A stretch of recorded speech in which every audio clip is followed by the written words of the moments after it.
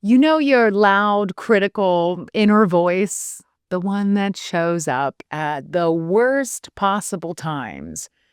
Like when you have a new idea and it immediately says, you're stupid. Or you take a rest night, finally, and then it calls you lazy. We've all been there. But what if that voice wasn't an enemy?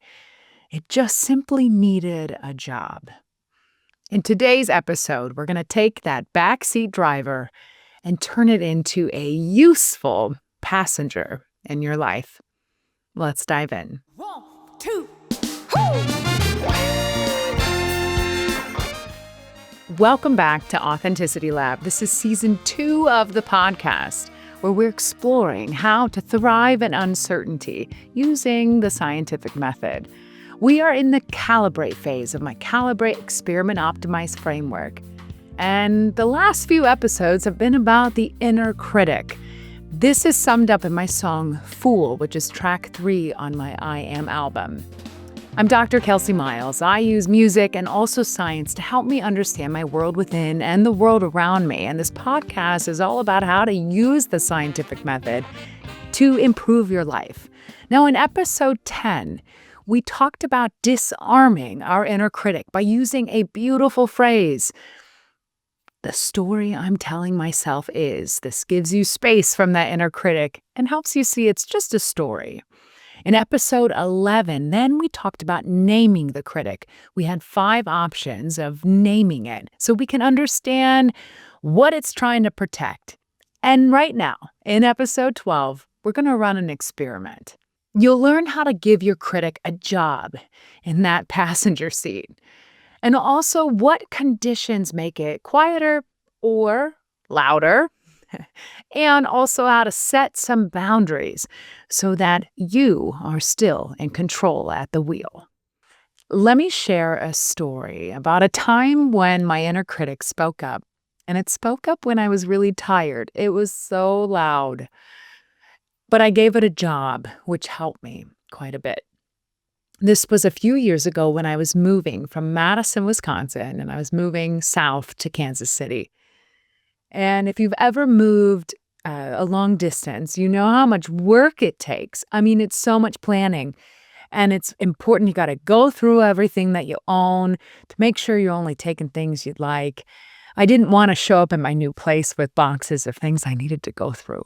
It took a long time. And I was making tons of decision after decision after decision of what to keep and what to get rid of.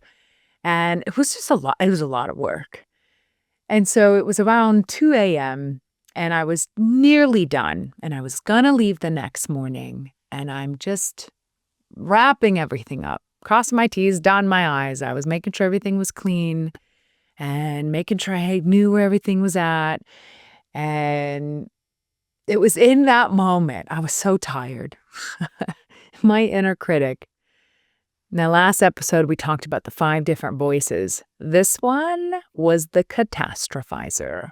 All of a sudden, I had a voice that was so loud and critical of what I was doing, and it said, I think this is a bad decision to move.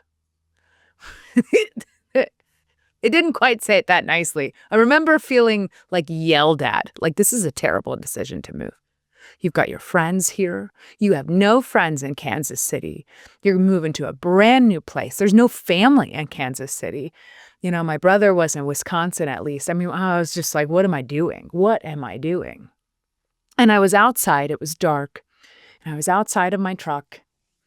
And I just remember just feeling a huge amount of pressure and weight of what am I doing kind of moment. And luckily, I paused and I thought about all the times that I had thought through all the actions and I was conscious about making this choice. And I had talked with all my friends and family, and I knew this was a good move for me. I knew this would expand me. I knew that part of me was very excited and this was on my path. And no amount of fighting with this inner critic was going to work. But I knew if I paused, I could kind of get back to center.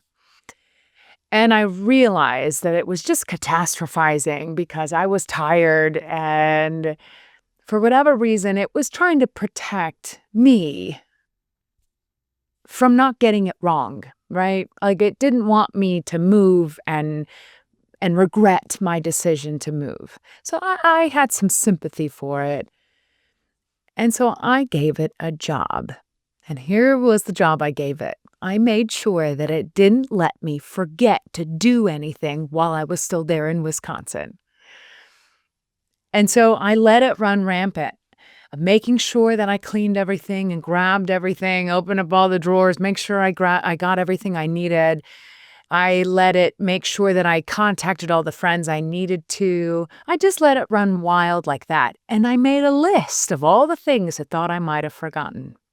And so then I went to bed, and the next morning when I woke up, I had missed a couple of things. There was a drawer I hadn't looked in, and there were a couple of friends. A friend I reached out to and grabbed coffee before I left. Just a couple things that I was like, really was glad that I did.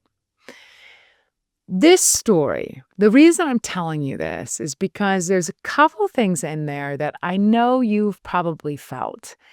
In times when you are not resourced, I was super tired. That's when my inner critic gets loud. You might have gone through something similar. And the other thing I recognized was that this catastrophizer, that everything is going wrong, really does a great job to make sure it analyzes things around you, especially situationally. Essentially, I asked it to have a job of hazard spotting. Anything I'm missing, anything that maybe there is something I'm going to regret. I let it run wild, but in a very specific topic. And I didn't listen to it with that big overarching statement of, I shouldn't move to Kansas City.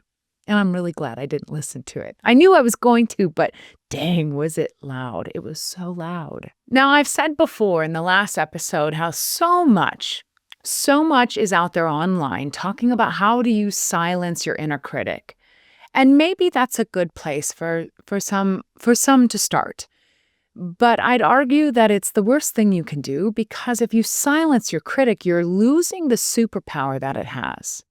I've also found that no matter how much I try to make it be quiet, they are never quiet. The inner critic always speaks up. And so if that's the case, then I want to have selective hearing. And I also want to give it a job so it only squawks during certain parts of my journey. Let's talk through these defined roles that we can give our inner critic. And we're going to base it off of the 5 different types of inner critics from episode 11. So you might want to go back and watch that. Inner critic number 1, the perfectionist. The role we're going to give this inner critic is the expert editor. And you're going to tell this perfectionist inner critic that pops up, usually when you're writing a draft, you tell it, thank you, no thank you. But I will need your services after I'm done with the draft, and you've got 3 minutes to go to town on this email I just wrote, or to edit this presentation after I'm done with the draft. Ask it to pause. It'll still be there. It's always squawking. Inner critic number 2, the catastrophizer. The one in my story, I asked it to be a hazard spotter. You can ask it to list every single risk that's potentially going to happen if you make that decision.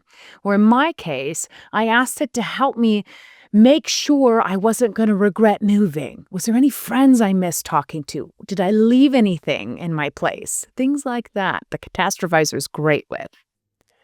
Inner critic number 3, the people pleaser. The role we're going to give it is a connection checker. Something within that allows us to help build bridges in interpersonal relationships.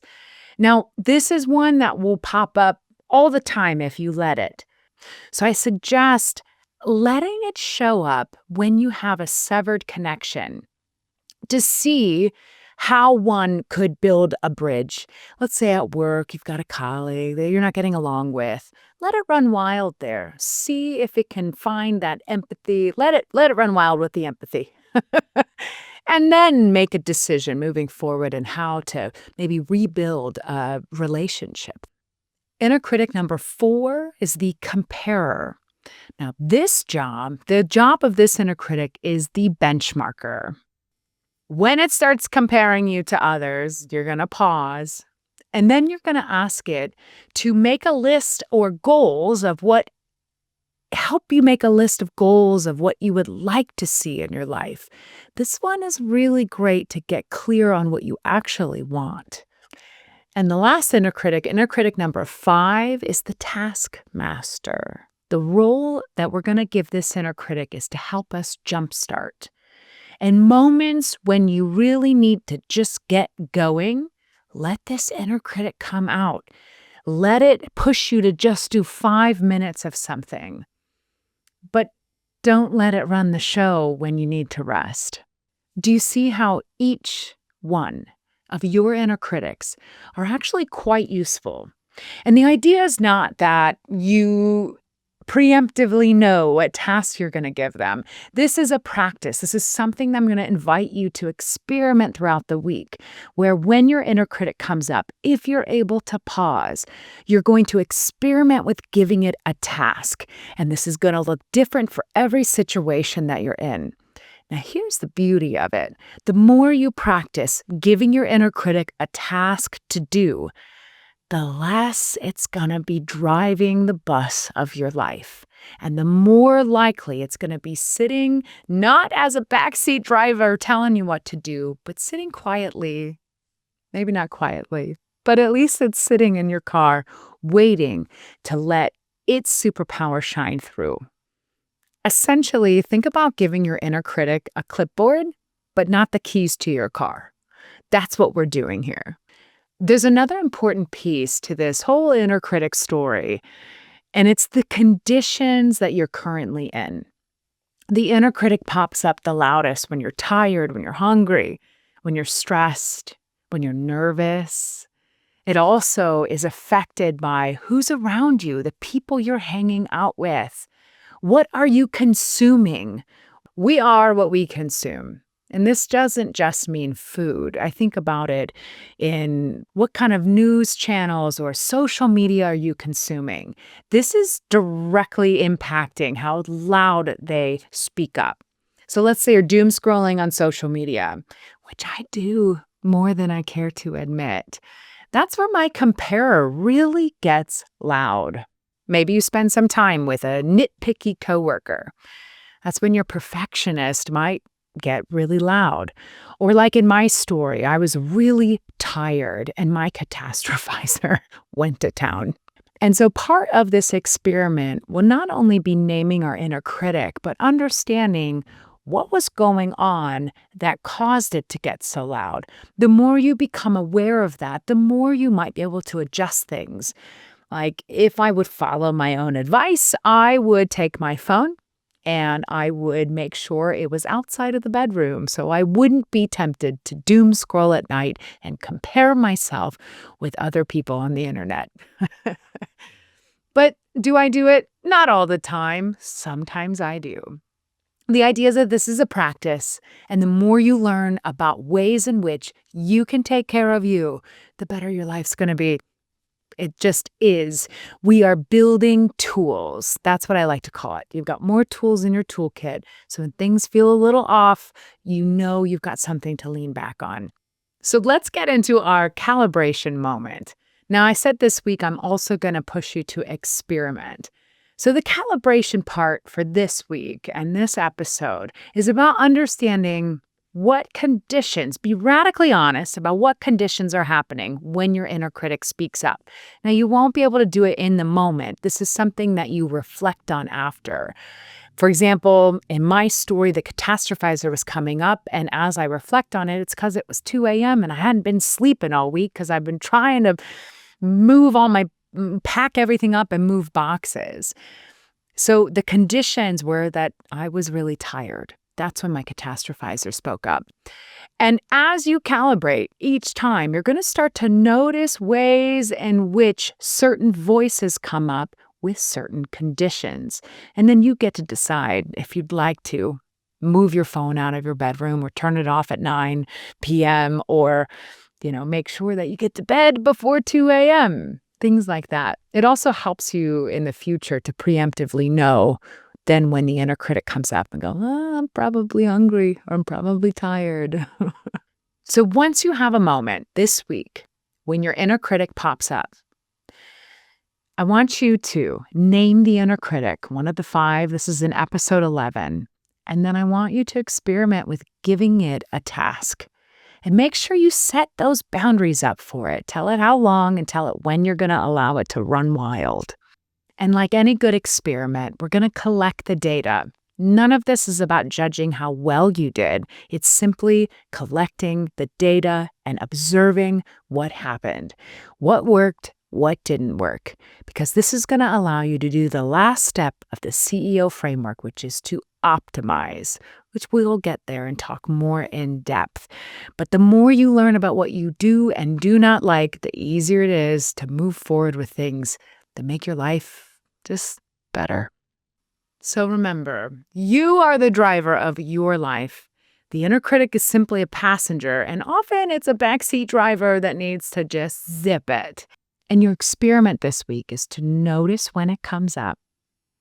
And you're going to give it a clear role, and you're going to set some boundaries for it of how long you're going to let it run wild and on what. And you're going to collect data about what conditions were happening around you when it got loud. This is going to help you analyze what is in your environment that might be triggering some of your inner critic. So maybe you can set some boundaries and help you stay more steady in your energy. I'd love to know how this experiment went. My email is kelsey@kelseymiles.com. Shoot me an email. Let me know how it goes. And if you know someone who might benefit from this podcast, please do share it with them. I want to thank you so much for listening to Authenticity Lab. I'll be back next week with a new life story, and I'll break it down using the scientific method. And my hope is that every episode helps you live boldly, lead a life of curiosity, so you can keep being your most amazing, authentic self. Yeah, that house will always call you.